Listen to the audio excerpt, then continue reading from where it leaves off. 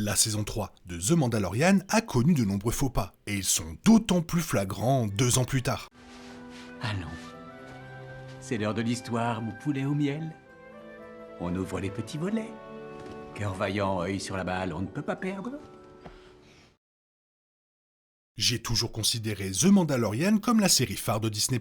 Cela est dû en partie à un marketing intelligent, Lucasfilm ayant délibérément caché l'existence de Grogu jusqu'au premier épisode. Financièrement, cacher bébé Yoda était une erreur pour Disney, car ils ont estimé avoir perdu environ 2,7 millions de dollars sur les ventes pour Noël 2019. En revanche, sur le plan dramatique, cela a été largement payant. Les premières et deuxièmes saisons ont été énormes, la fin de la saison 2 affichant même le retour inattendu de Mark Hamill, mais la saison 3 est loin d'avoir fait l'unanimité et s'est même révélée extrêmement controversée. 2 ans plus tard, en la revoyant, je dois dire qu'elle a vraiment mal vieilli et les problèmes sont d'autant plus flagrants.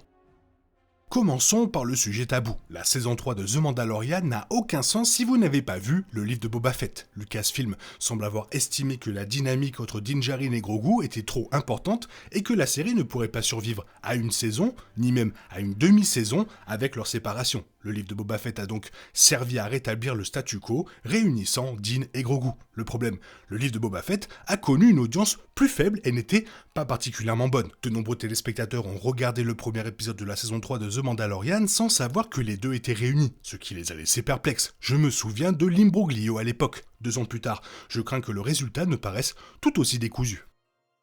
Tout d'abord, soyons clairs, je ne déteste pas Bo-Katan. J'aime beaucoup ce personnage et je trouve l'interprétation de l'actrice absolument fantastique. Ceci dit, il ne s'agit pas de la série Bo-Katan, elle n'est pas le Mandalorien du titre. Lucasfilm a brièvement tenté d'argumenter que The Mandalorian était un titre générique pouvant désigner n'importe quel Mandalorien, mais cette idée a été abandonnée après la saison 3. Un film Star Wars à venir s'intitule The Mandalorian et Grogu, et du coup nous savons tous qui est le Mandalorien dans ce film. Le triste constat est que Din Djarin passe quelque peu au second plan dans la saison 3. Ceci est particulièrement évident dans la manière anticonformiste dont il rend le sabre noir à Bo-Katan afin qu'elle puisse prendre la tête du groupe. Jon Favreau a défendu l'arc Bo-Katan et Din Djarin, insistant sur le fait que Din n'a jamais été destiné à être un personnage comme Aragorn. Mais le simple fait qu'il ait dû le faire montre à quel point Lucasfilm a raté son coup, car même maintenant, une intrigue autour d'Aragorn semble bien plus naturelle que celle que nous avons eue. Restons un instant avec Bo-Katan, car les problèmes ne se limitent pas à sa domination excessive dans ce qui était censé être la série de Din Djarin. En la revoyant 2 ans plus tard, l'un de mes plus gros soucis à l'époque est d'autant plus frustrant. Je ne comprends absolument pas son intrigue. On commence avec Bo-Katan, quasiment à la retraite, vivant au château de la Maison Grise, dans le système de Mandalore. Et c'est là que les problèmes commencent. Bo-Katan soutient que Mandalore est toujours inhabitable, mais elle agit en position de foi. Tout ce que Din doit faire pour prouver le contraire est de traverser une couverture nuageuse turbulente et de visiter la surface de Mandalore. Étant donné que Bo-Katan est littéralement dans le même système, il est insensé qu'elle n'ait jamais tenté ce voyage auparavant. Je ne comprends pas non plus comment elle ignorait l'opération impériale du Moff Gideon dans le même système, par ailleurs abandonné. Les saisons 1 et 2 de The Mandalorian semblent mettre en place un arc narratif dans lequel Din Djarin rejette les enfants de la garde, et plus particulièrement le règne du casque. Cela a été préfiguré de manière assez efficace dès qu'il a croisé Bo-Katan, réalisant qu'il existait d'autres solutions. Il a alors retiré son casque à plusieurs reprises au cours de la saison 2, ce qui faisait de lui un hérétique pour son ancienne faction. J'avoue que j'avais abordé la saison 3 de The Mandalorian avec l'impatience de voir ce conflit.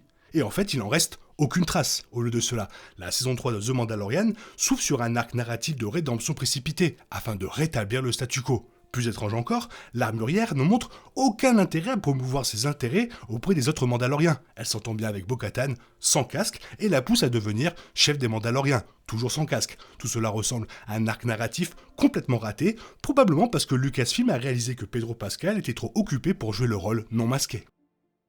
Comment la saison 3 de The Mandalorian s'intègre-t-elle dans la chronologie Star Wars? J'avoue être un peu mordu de chronologie et j'adore faire des vidéos à ce sujet, surtout quand c'est le bordel, on va pas se mentir. Officiellement, Lucasfilm affirme que les saisons 1 et 2 se sont déroulées en un an, la saison 3 peu après. Mais Din affirme que les enfants de la garde se sont battus sur Nevarro il y a de nombreux cycles, et l'état de cette planète montre clairement qu'il y a eu suffisamment de temps pour un réaménagement majeur. Feu Carl Weathers est fantastique dans le rôle de Greef Karga, mais son apparence même est très révélatrice. Jetez un œil à ses vieilles scènes, notamment avec sa barbe blanche. Il a considérablement vieilli depuis la saison 2 et la série ne fait aucun effort pour le cacher. La chronologie de la saison 3 de The Mandalorian est absurde.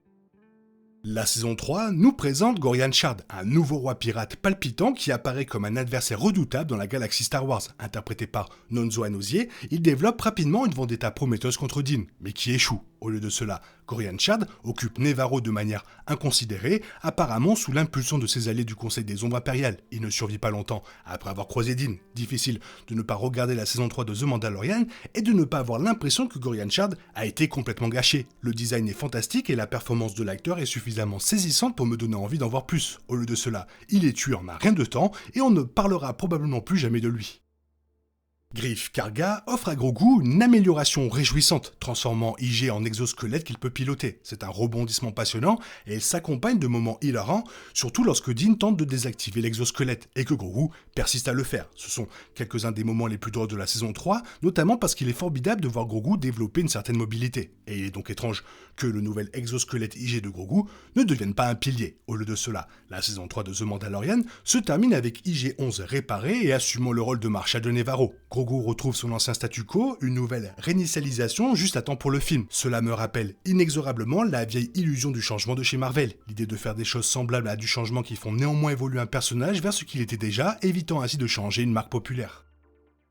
Cathy O'Brien est revenue dans la saison 3, incarnant une ancienne impériale devenue espionne après avoir été capturée et prétendument réhabilitée par la Nouvelle République. Elia Kane est une méchante redoutable, à la présence imposante et à l'intrigue intrigante centrée sur Coruscant. Elle y manipule le Dr Pershing, finissant par écorcher son esprit afin que ses secrets ne tombent pas entre les mains de la Nouvelle République. J'avoue que l'épisode 3 de la saison 3 de The Mandalorian, chapitre 19, m'a frustré la première fois que je l'ai regardé. L'intrigue semble tellement décalée et totalement inutile au récit principal, que j'ai fini par souhaiter que l'histoire continue pour que je puisse revenir vers Din Djarin. En le revoyant, j'ai eu une expérience différente. J'ai vraiment apprécié cet épisode et j'aurais aimé qu'il y ait plus d'intrigues sur Coruscant dans la saison 3.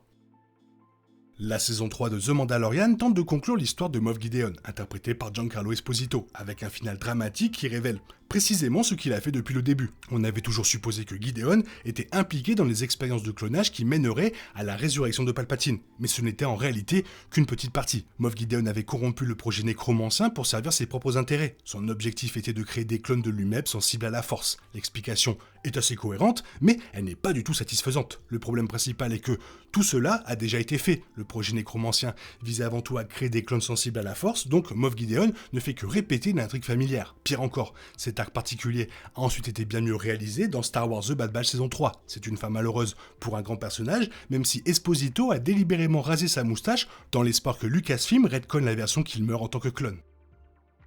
La reprise de Mandalore n'a guère été une surprise, elle était clairement en place dès que Din a découvert la planète habitable. J'avoue avoir deviné qu'elle était occupée par l'Empire de l'attaque des vaisseaux, car ils n'ont pas d'hyperpropulseur et aucun vaisseau capital n'était en vue. Cet arc ne fonctionne pas mieux lors d'une rediffusion, paraissant évident finalement précipité plutôt qu'épique. C'est fondamentalement le seul mot qui me reste à la fin de la saison 3 de The Mandalorian. Bâclé, Din a retrouvé Grogu trop vite, il a été racheté à toute vitesse et la reprise de Mandalore semble bien trop facile. Je ne peux m'empêcher de penser que Lucasfilm aurait été plus avisé de scinder cette saison en deux, l'une centrée sur la rédemption, l'autre sur l'occupation de Mandalore. Espérons que The Mandalorian et Grogu auront tiré les leçons de ses erreurs et de ses faux pas. Ah, ça fait mal, hein, ça fait mal de la regarder cette saison 3, surtout quand il faut regarder le livre de Boba Fett avant, ça fait très mal, espérant que le film va être bien. Toi, qu'est-ce que tu en penses? Quel est ton niveau de hype pour le film, qui est le plus petit budget des films Star Wars quand même, faut préciser. Sinon, n'hésite pas à me faire savoir tout ça dans la zone commentaire, que la force soit avec toi, bisous bisous, bye bye. Il est impossible de compter sur les autres de nos jours, on est obligé de tout faire soi-même. Je me trompe? Rien de grave, j'avais tout prévu. Où va le monde, je vous le demande.